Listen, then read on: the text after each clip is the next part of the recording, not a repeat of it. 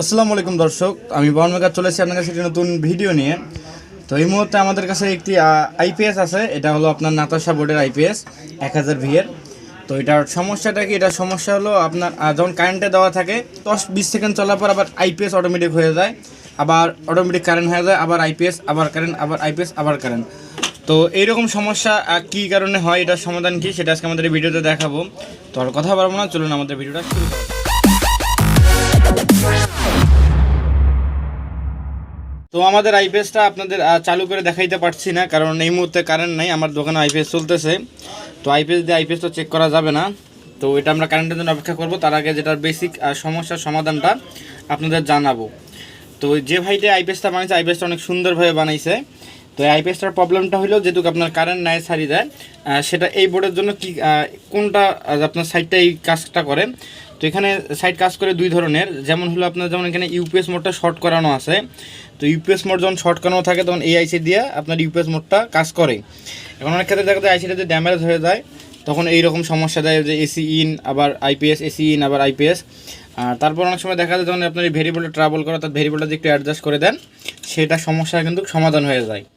আবার এটার জন্য আরেকটা সমস্যা করে কি, মনে করেন আপনার কাটাস করে দিলে তখন কি করতে হয়, তখন আপনার যেখানে আইসিটা আছে, আইসিটার মডেল হলো 4N35, আপনার এই আইসিটা রিপ্লেস করে দিলে কাজটা একদম ওকে। কিন্তু আমি দেখলাম যে এই বোর্ডটাতে এই ধরনের কোনো রকম সমস্যা নাই, এটার সমস্যাটা অন্য সমস্যা। তো সে ভাই এটা বানাইছে, আলহামদুলিল্লাহ ভালো বানাইছে, কিন্তু একটা জায়গায় মিস্টেক করছে, সেটা কোথায় একটু দেখে দিই আপনাদের। তো এখানে যে ইনি সুইচটা ব্যবহার করছে, এটা চার্জিংয়ের ক্ষেত্রে একটা সুইচ ব্যবহার করছে ইনি।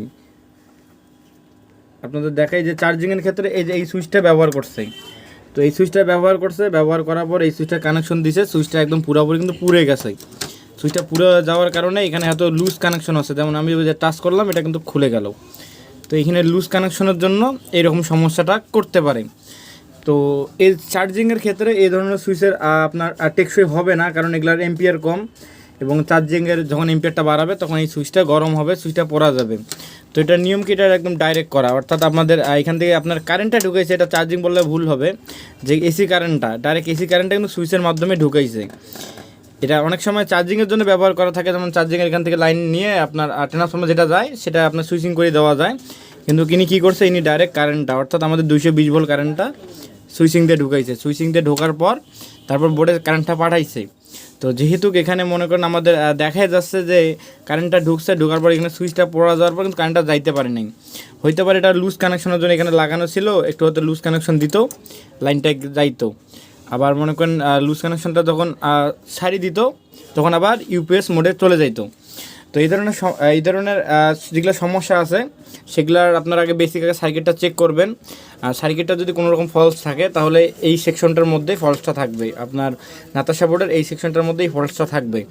আর দ্বিতীয় কথা হলো, এগুলাতে আপনার ইউপিএস যে মোডটা আছে, ইউপিএস মোড না করে দেওয়া বেটার, কারণ যদি কম্পিউটার একান্ত চলায়, কম্পিউটার চলে কিন্তু 100% ইউপিএস মোড হয় না।